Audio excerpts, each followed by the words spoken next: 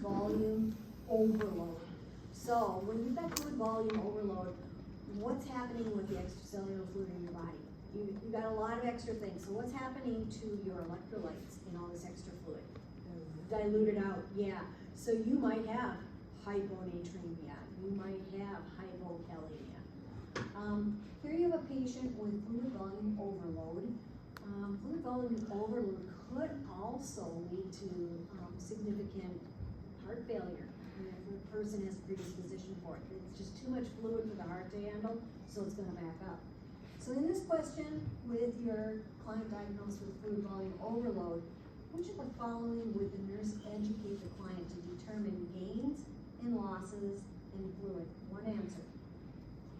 Would you educate the client on presence of, I think what they're asking for is how to assess the client to determine gains or overload. Presence of edema, skin turgor, appearance of mucous membrane, or monitoring daily weights. As far as the patient, what the patient can do. The patient may not have an understanding of edema. They may not. They may not understand the skin turgor thing with fluid overload. And skin turgor is probably going to be more of an indicator of fluid deficit, not fluid overload. The appearance of the mucous membrane, well, for sure the patient can monitor their daily weights. Yeah. So that would be the most appropriate thing for the client to do. Kind of a tricky question. Because they could all apply. You might have somebody who's really good in, edema. Oh, that's definitely good in edema. They may be taking care of it.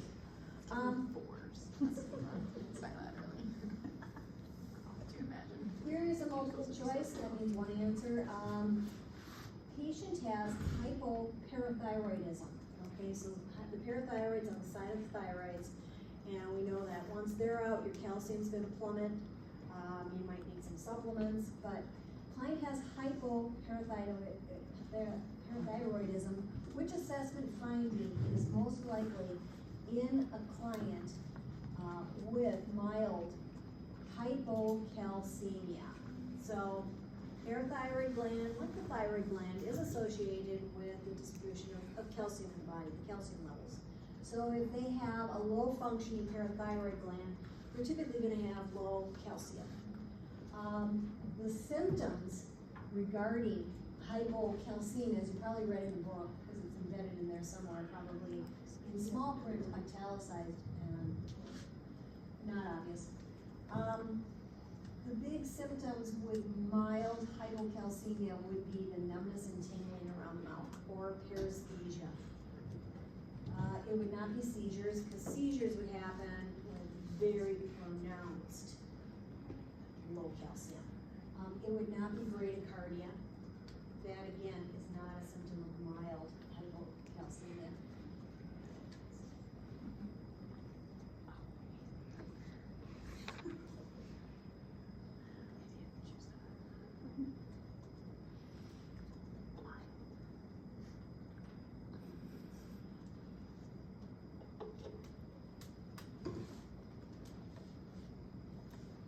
Calcium deficiency.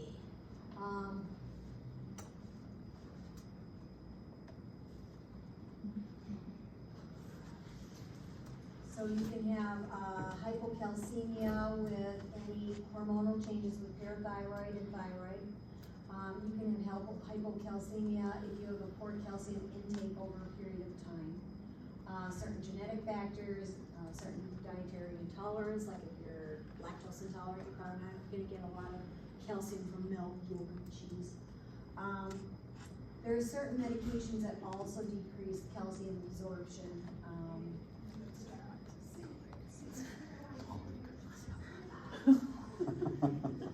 Symptoms, again, with mild hypocalcemia, it's mostly the numbness and tingling in the fingers and around the mouth.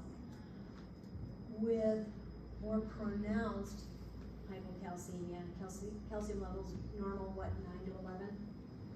So if they're like 8, 7, 6, going down, down, down, confusion, memory loss is like big time hypocalcemia.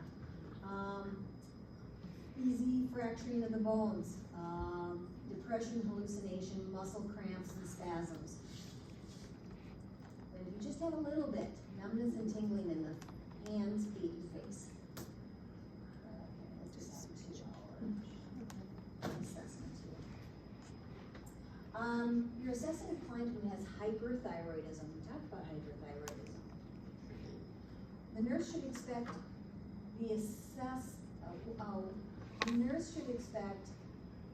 which of the following manifestations? Cold, clammy skin, polyuria, hypotension.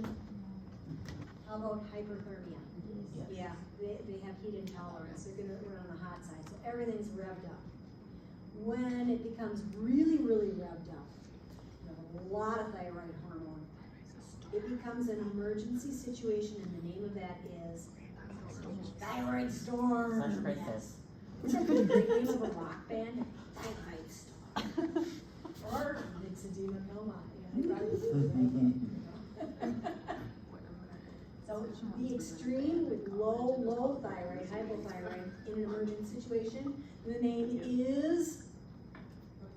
Say that one more time. So thyroid storm is hyperthyroidism. Yep. Extreme hypothyroidism is. I just wanted you to say it. Myxedema coma. It's like funky coma peanut. Yeah. Oh, So, yeah. Myxedema coma. It's like, good. Okay, now you're instructing the client on prolonged cortisol therapy to report which signs and symptoms. It's too much cortisol. Hypercortisol. Yeah, that can be caused by too much cortisol treatment. So when we're looking at high cortisol levels, think of like superprednisone, moon face, buffalo hump, truncal edema. It's very pronounced. So as you're instructing the client on prolonged cortisol therapy to report which signs and symptoms, would you be concerned about anorexia and muscle twitches? No, that doesn't happen with excess cortisol. Hypotension and fluid loss? No. Anuria and hypoglycemia? No, they would have high glucose levels more than likely. How about weight gain and moon face? Yes. Yes! Yes. Okay. You have an 18-year-old client presented to the emergency room reporting right upper abdominal pain that radiates to the shoulder. You've got dyspepsia, heartburn for the past week. Vital signs are tempo 101, heart rate of 116, blood pressure 140 over 90. And during the pain assessment, the client rates her pain as a 10 out of 10. So, upper abdominal, right side, not lower, because lower right side would be what? Appendicitis, good. Okay, so we ruled out appendicitis. Crohn's disease, probably not. Ulcerative colitis, no. What about cholecystitis? Gallbladder attack. Okay, good. So you all got that.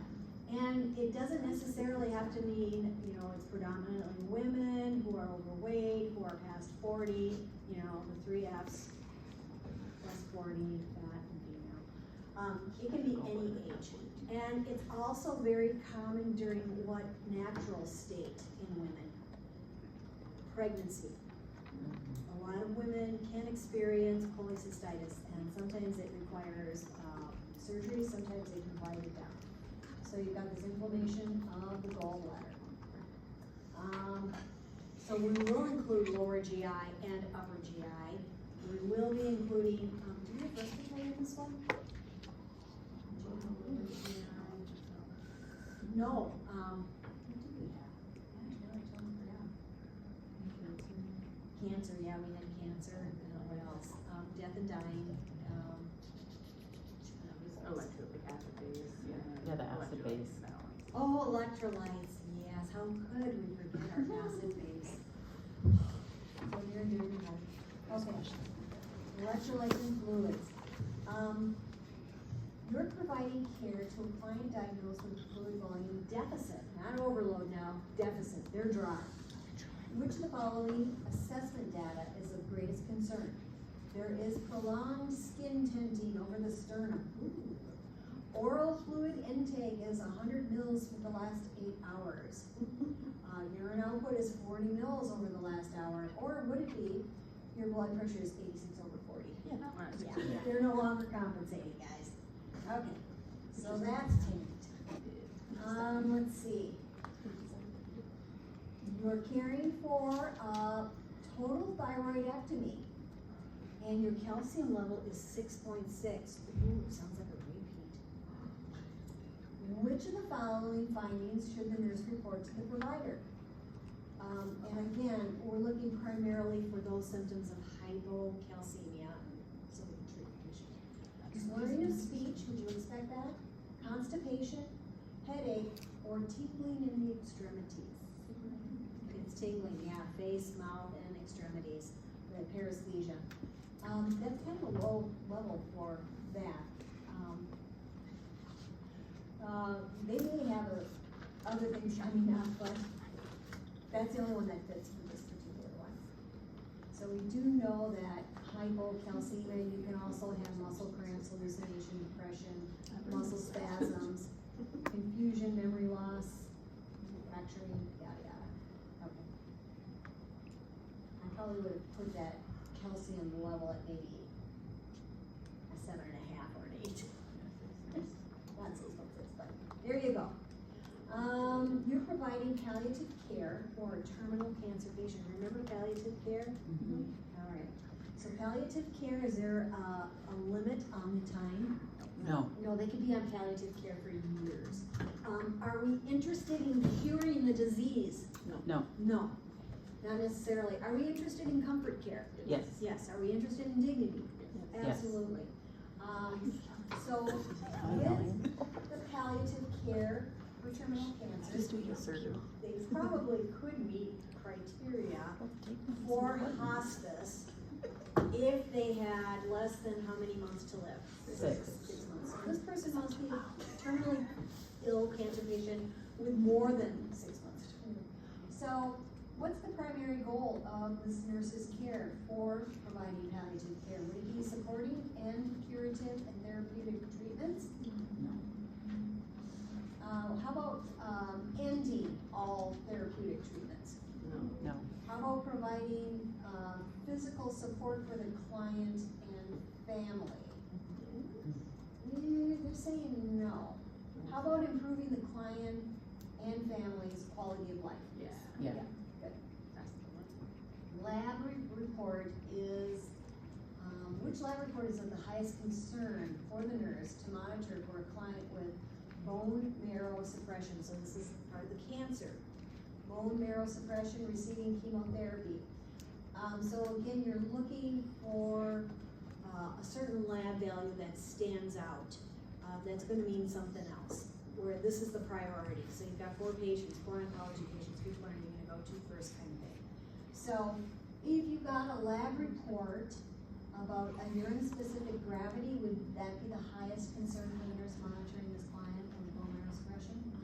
What about triglyceride report? No. What about a PSA or a serum prostate specific antigen? No. How about white blood cell count? Yes! Okay, good. Because with that count, it's going to determine your course of treatment.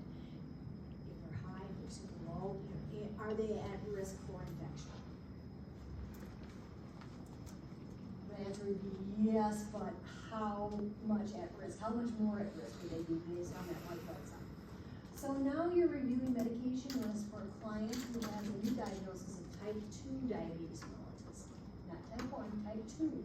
The nurse should notify the provider that the client takes the following medication: aspirin, famotidine, simvastatin, or prednisone. It's going to be prednisone. Why? What does it do to your sugar?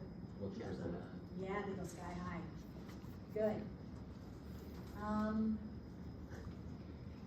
Another multiple choice, one answer, not select all then apply. You receive a report of the following clients. Which of the following clients should warrant an immediate assessment by the nurse? So again, this is that prioritization, Board of Nursing and NCLEX, Next Gen, we really like prioritization questions. So, you're looking at, okay, out of all these patients, which one needs an immediate assessment? A client that has a sodium level of 148 being treated with hypotonic fluids,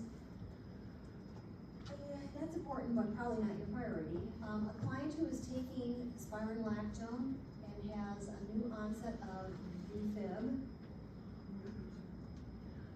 Ooh, VFib. Wait for it. Yeah, I think that's probably the answer. Client that has chronic renal failure and a magnesium level of 2.8, or a client that is complaining of dizziness with standing blood pressure of 108/60. It's gonna be VFib. Right in the Lord's name. Yes, so patient in VFib, we wanna act on right away. It's a shockable rhythm, VFib, VTAC. We can go ahead and get that defibrillator right on up. Do we wanna synchronize a shock, or do we wanna defibrillate the shock? We defibrillate. Yeah, VTAC, VFib are the shockable rhythms. We wanna stop the fibrillating and the super tach, yeah, and get it to restart again, hopefully in a sinus rhythm pace. When you've got like supraventricular tachycardia or paroxysmal tachycardia, those are the ones where if they are not responding to Valsalva, if they're not responding to adenosine triphosphate, we would synchronize them, matching their rate and bring it down, turn it down. Synchronization is also on your defibrillator machine. You want to always make sure that you've got it on the correct choice. Synchronize or defib. When you're in VFib, defib, okay? You have a primary prevention strategy. Which one should the nurse include in the plan of care to reduce the risk of cervical cancer? Yearly mammogram, colonoscopy, yearly PSA, or administer the human papillomavirus vaccine, HPV. HPV vaccine. Bing, bing, bing, bing.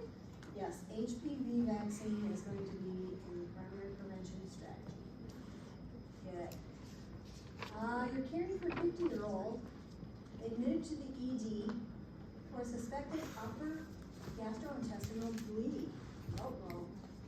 Which findings would support this diagnosis? So you're looking at all the cues that would say, yeah, GI bleed. Select all that flag. Would you consider bright red emesis? Yes. Would you consider the patient experiencing vertigo? Dizziness? Yes. Would you include weak peripheral pulses? Yeah, they're losing a lot of blood. They're going to have weak pulses. Would you consider a decrease in hemoglobin? Yes, they're losing blood. How about an increase in blood pressure?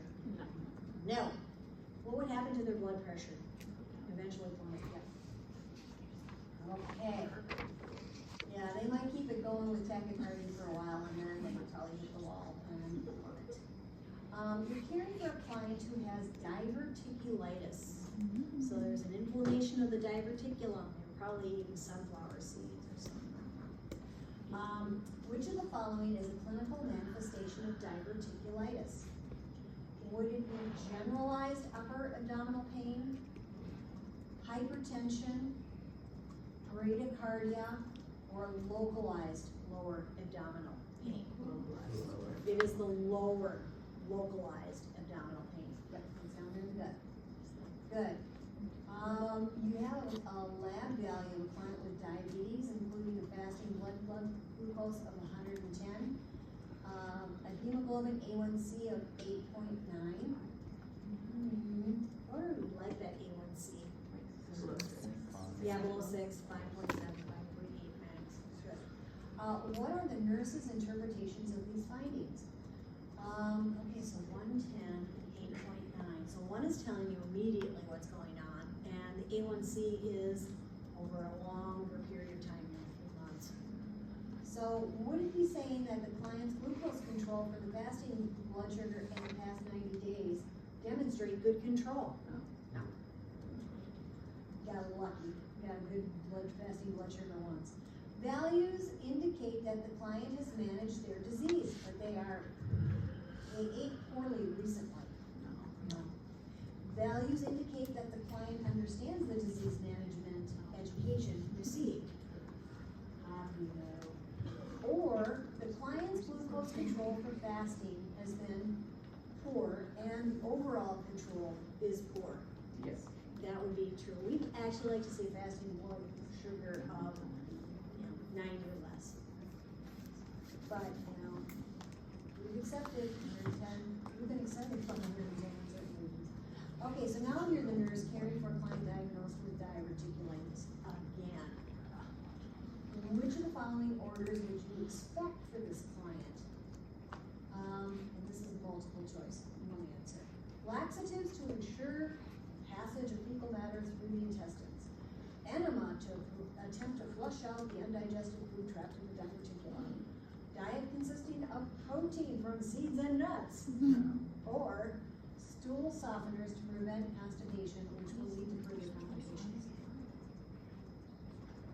Bingo, the stool softeners. Anybody have questions about that? Yeah, why do you not want to be feeding them more nuts and seeds? Unless they're a bird. Okay, now we can get to some acid-base questions. You've got an ABG, material acids.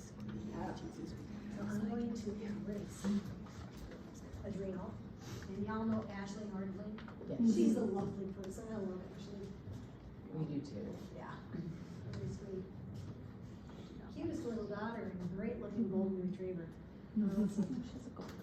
So, here is your ABG. ABG, and then on your piece of scratch paper, if you want to go ahead and write out your normals. So we've got a value for pH, we've got a value for CO2, we've got a value for HCO3, and of course O2, which is important. I don't want to ignore the importance of the O2. Okay, but for a normal pH, what would you expect? 7.35, 7.45. Good. How about for your CO2? 45. Yeah. The reason why I write this in reverse is because it's directional. I would say 26. And we'd like to see this like, I don't know, 80. 80 is good. So, if we have a pH that dips below 7.35, it's more acid. If it goes greater than 7.45, it's more alkalotic.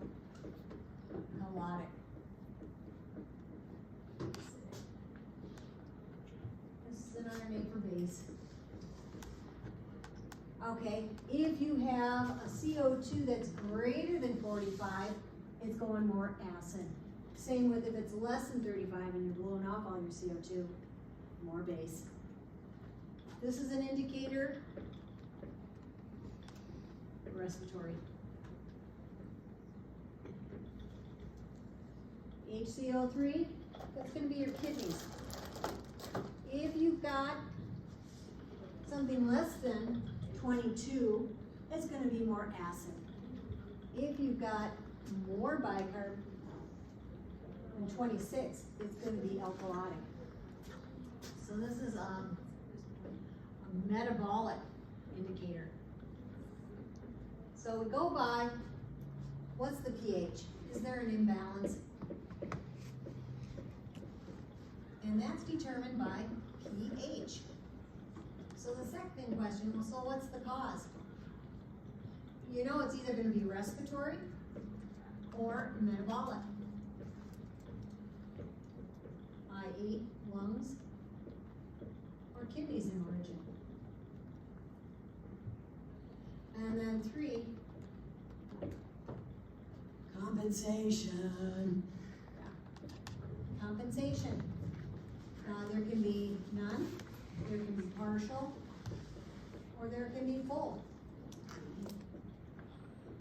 A, B, C.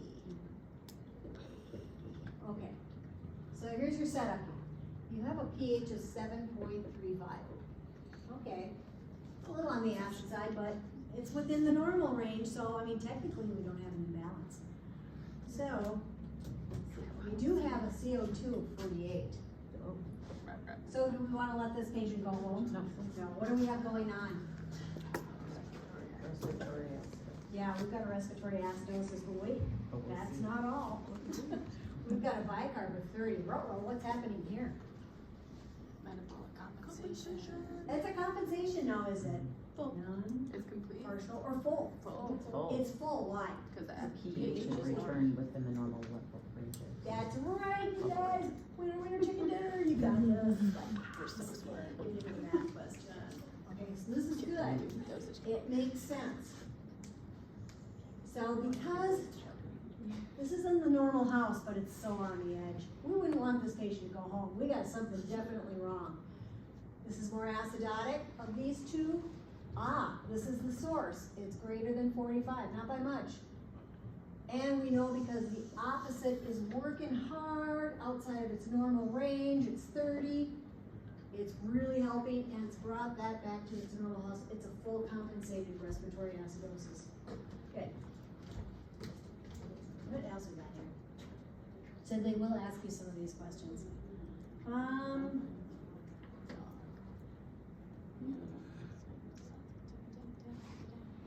So we have a client with hyperkalemia.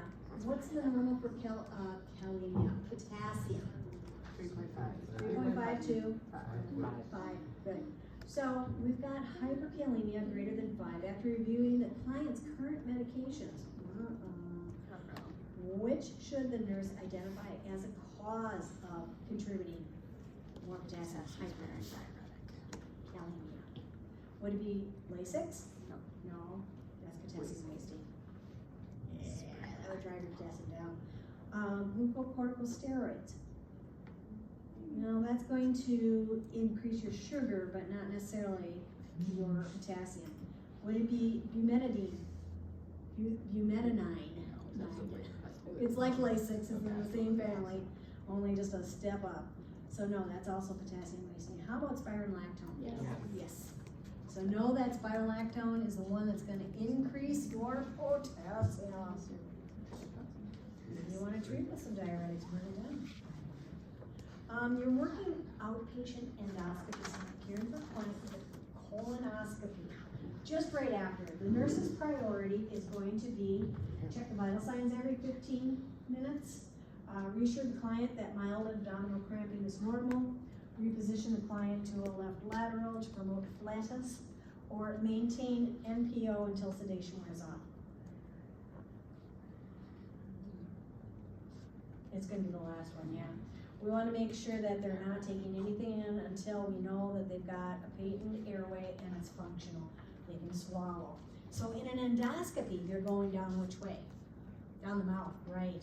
So they may have put some paralytics or some nerve block agent, lidocaine, that could make it a little less painful. They could also receive some sedation like fentanyl or propofol.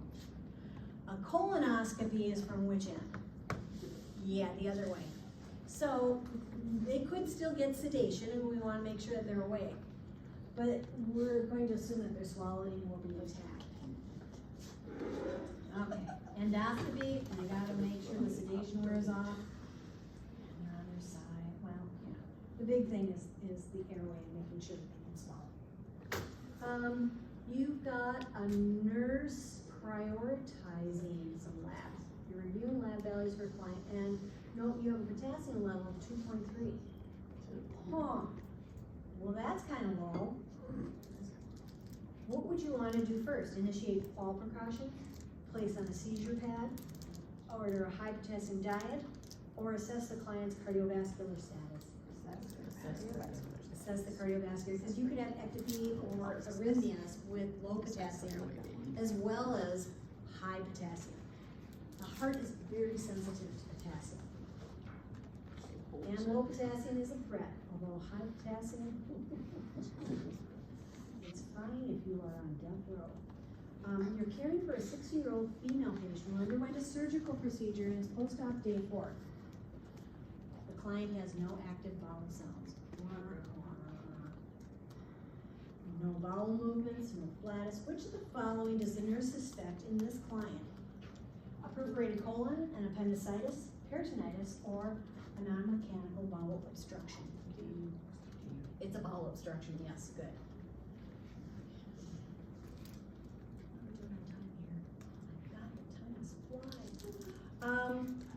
You have, this is an endocrine question, you have a client, he tells the nurse, oh, I'm so thirsty. Lab results reveal an antidiuretic hormone deficiency. So now they're peeing out a lot of fluid. Remember, ADH retains fluid for that fight or flight response. So if they have a deficiency, they'll have an increase in their urine out, a low specific gravity, it's coming out fast and clear. What endocrine disorder is this client most likely experiencing? No? It's the other, well, diabetes, what type? Insipidus. Insipidus, yes. And here's the thing, with this, and we don't have any type of indications of glucose, this would also be an indication of SI, ADH, yeah. So put that in, I know they're very closely related. Yeah.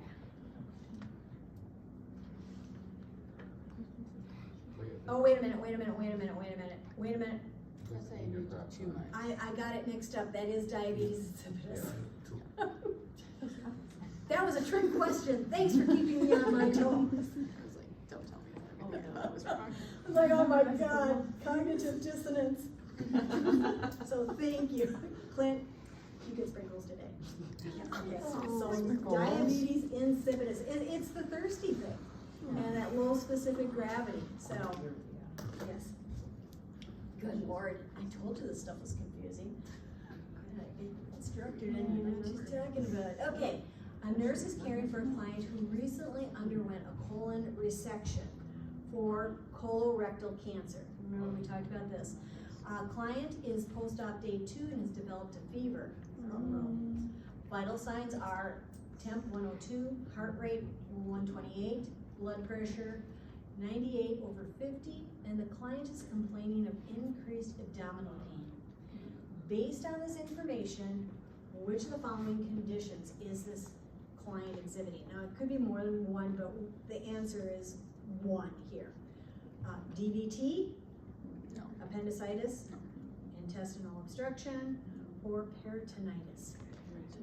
Peritonitis, yes, because of the infection, you know, it probably, something leaked into the peritoneal cavity that wasn't supposed to be there, that is now causing this inflammation, and they're getting sick. It's probably a bacterial infection. You have a 42-year-old female client presenting to the ED with mid-upper abdominal pain. It can be mid-upper to mid-right, radiating to her right shoulder, rebound tenderness, nausea, dyspepsia. Based on the client's presentation, which of the following does the nurse anticipate is the client's diagnosis? Pancreatitis, appendicitis, diverticular disease, or cholecystitis? This would actually be cholecystitis. Yeah. So abdominal pain radiating to the right shoulder is pretty textbook. The rebound tenderness, they can have mid pain or right upper quadrant pain. So it's like appendicitis is lower right quadrant. Chole with gallbladder can be upper right or upper mid. It depends on where the stone is in the bile duct. Okay, client with stomatitis. What's stomatitis? Yeah. Mouth sores, good. Complaining of pain, 6 out of 10. The nurse teaches the client symptom relief consists of drinking hot liquids, No. No. limiting liquids to decrease irritation, no. Perform monthly oral checks, No. or avoid mouthwashes containing alcohol. Yes. That's an easy, that's a gimme. After completion of an external radiation treatment for cancer, the client tells oncology nurse about upcoming vacation to the beach to celebrate. What response by the nurse is most appropriate to the client? Remember, you should not drink alcohol for a year. Have a wonderful time and enjoy your vacation. avoid submerging in salt water on the radiation site. Well, that doesn't matter anymore. Or protect your skin and avoid exposure of radiation area to direct sunlight. That one sounds about the most reasonable. Yes, correct. Here we have another acid-base question. Erase our little checks here,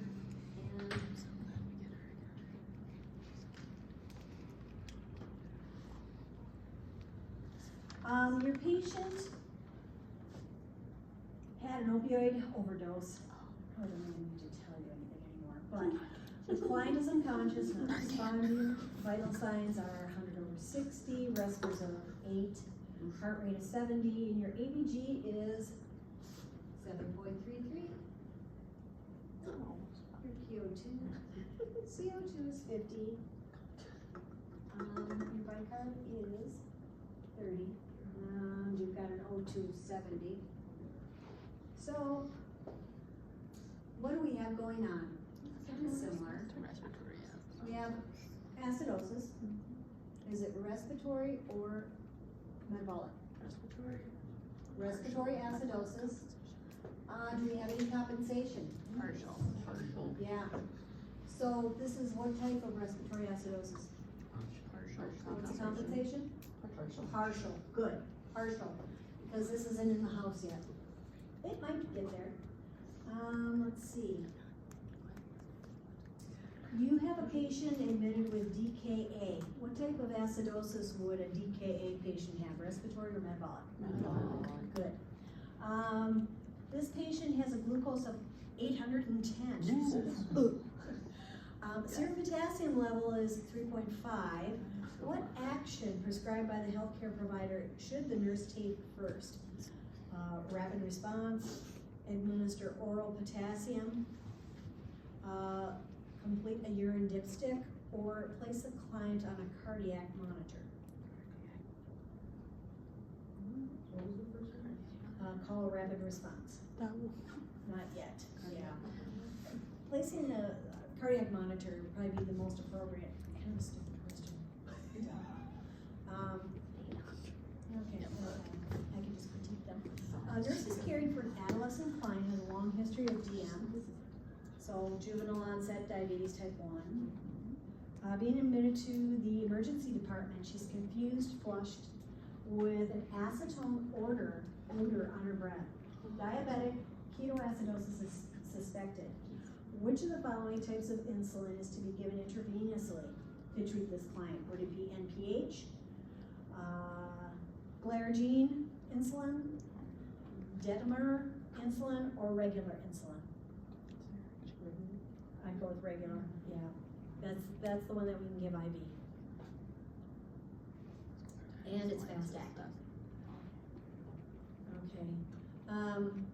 You have a client and they are tachycardic, insomnic, they've had weight loss. Lab results reveal normal thyroid stimulating hormone and an increase in T3, increase in T4. And what do we think this patient has? Weight loss, insomnia, tachycardia, everything is elevated. And they've got an elevated T3 and T4. Hyperthyroidism, good. Not hypo. If they were hypo, would they have weight loss? No, they have weight gain. And would their blood pressure be high or low? Probably low, yeah. You have a patient with esophageal cancer returned from a laparoscopic esophagectomy. Which of the nursing actions should be included in the postoperative care plan? This one here is all about positioning. So not necessarily an NG tube or mouth care, bloody drainage from the NG tube. It's keeping the client in a high Fowler position. You want to protect the airway and have things go down. Good. You guys, it is time, and we've gone through most